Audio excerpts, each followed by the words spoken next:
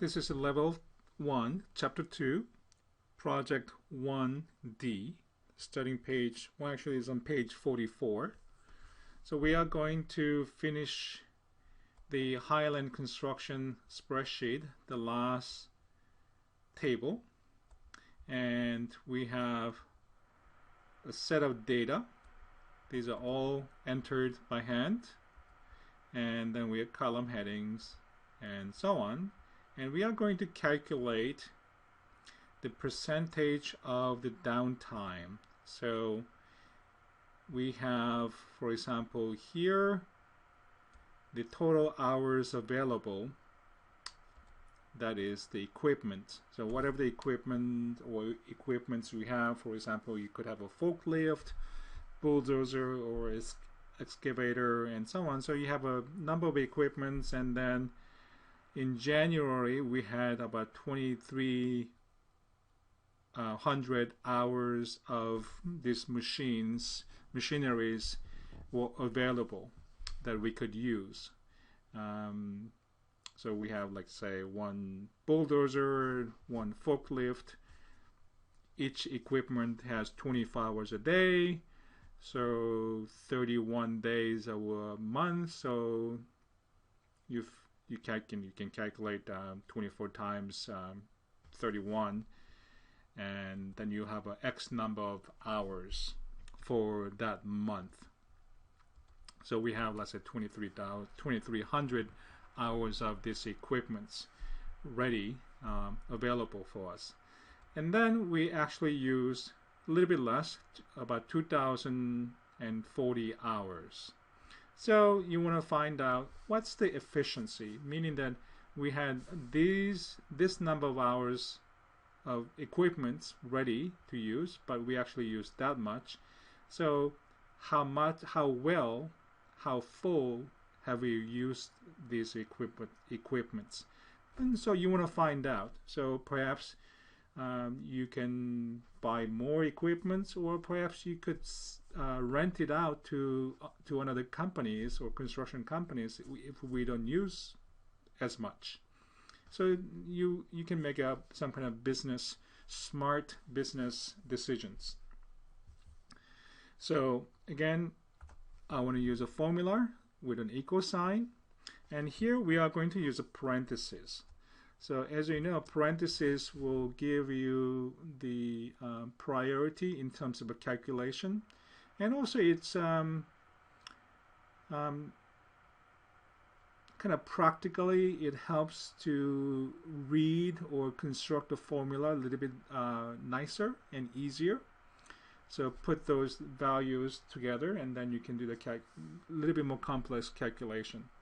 So, but for now, parentheses, what you remember is a parenthesis will give the priority in terms of the order of calculation. So go ahead and open parentheses, put up opening parenthesis, and then again we are going to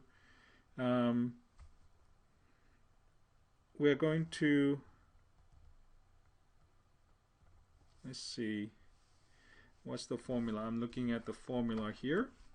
Okay, so we are going to create a formula using point and click.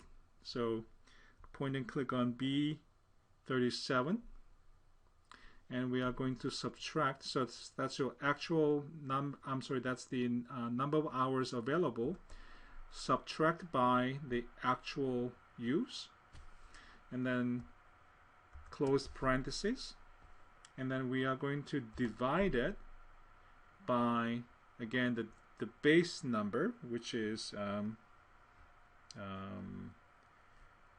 B37. So I'm looking at the formula here. That is step 1 and all the way down to H. Okay, that's right about the middle of the page. So there's the formula. So again, the basic idea is if you start with a base number, and then you subtract, and put a parenthesis around it, so that gets calculated first, and then divide by the base number again.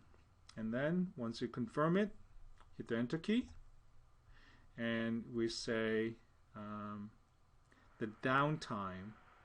So percentage of downtime, meaning that 11% of these hours didn't get used.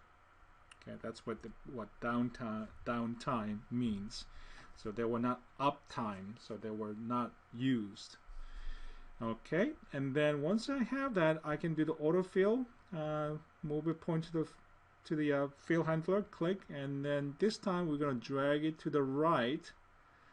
And then once we reach to the column for June, and let go. And then we have the percentage listed here. So, okay, here's a good way to look at analysis. So in January, downtime was about 11%, and then February, things got slowed down a little bit, so we didn't use as much. And then in March, we got busier. April was busy, and then somehow in May, we didn't use the equipment as much because the downtime was higher, almost double than April. So it's, let's say, if this pattern continues like a year after year, perhaps you could think perhaps in the month of May, maybe you could rent the equipment to another company or something like that.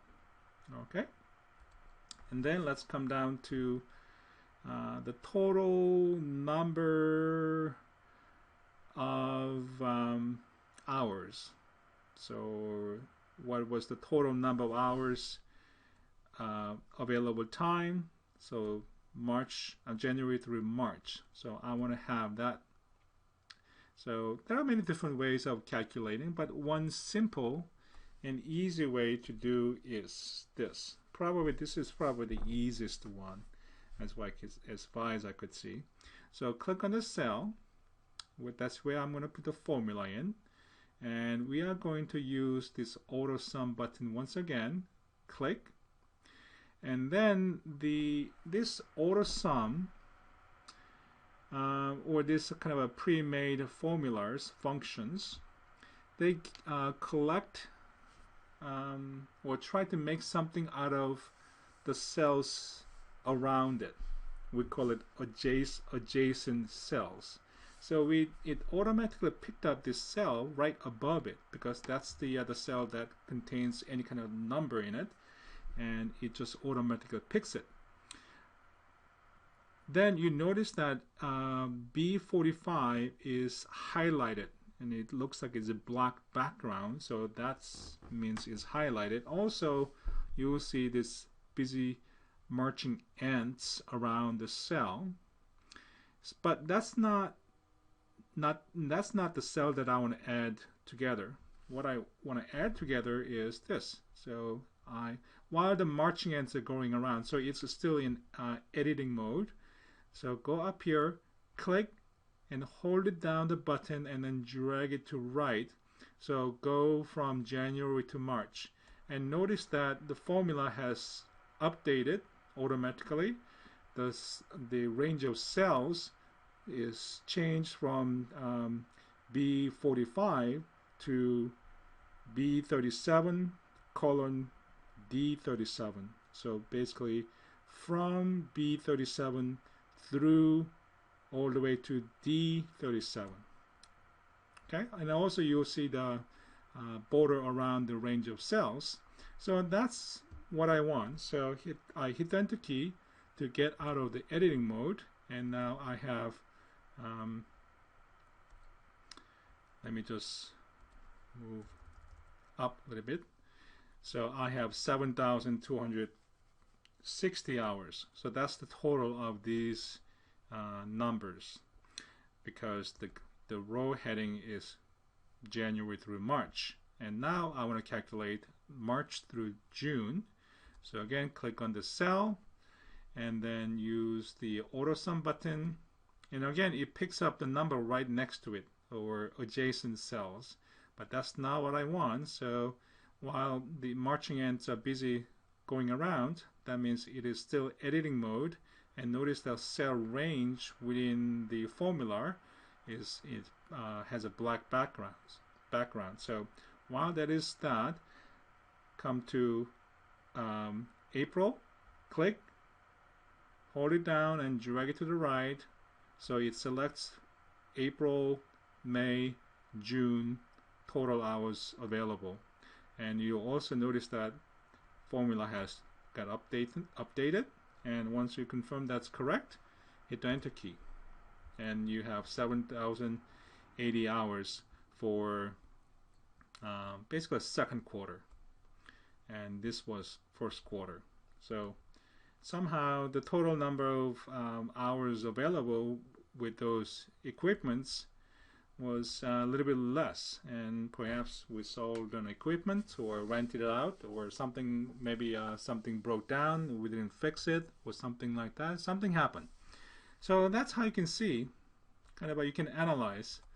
Alright, the last thing we want to look at is, you may wonder, how come there's a little green thing on the top left corner for this cell and that cell?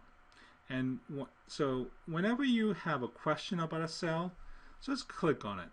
Click on the cell, and then you can look at the formula by clicking on the formula bar. Formula is correct. So yeah, no problem. But also you'll notice something happening right next to it, and we call that a smart tag. You don't have to remember it, but whenever you see kind of green triangle top left corner, there's something there, and here's a little message. So click on the cell and then move over, hover over, and then you have this downward option button here. So click on it, and then you'll see a number of choices. So you may wonder, what are these? Well, so the first thing is, it's a kind of a warning sign or some kind of suggestion or tools to help you to understand it. So first of all, it says formula omits adjacent cells. Okay, I think we talked about it. So when you use a auto sum, it tries to use the values from the cells next to it, or adjacent cells. It didn't get this adjacent cells. In fact, it used the cells from up here and up there. Okay, so that's what basically it's telling you. Well, you use an auto sum, but you didn't use the cells adjacent to the cell. Well, it's okay. You don't have to.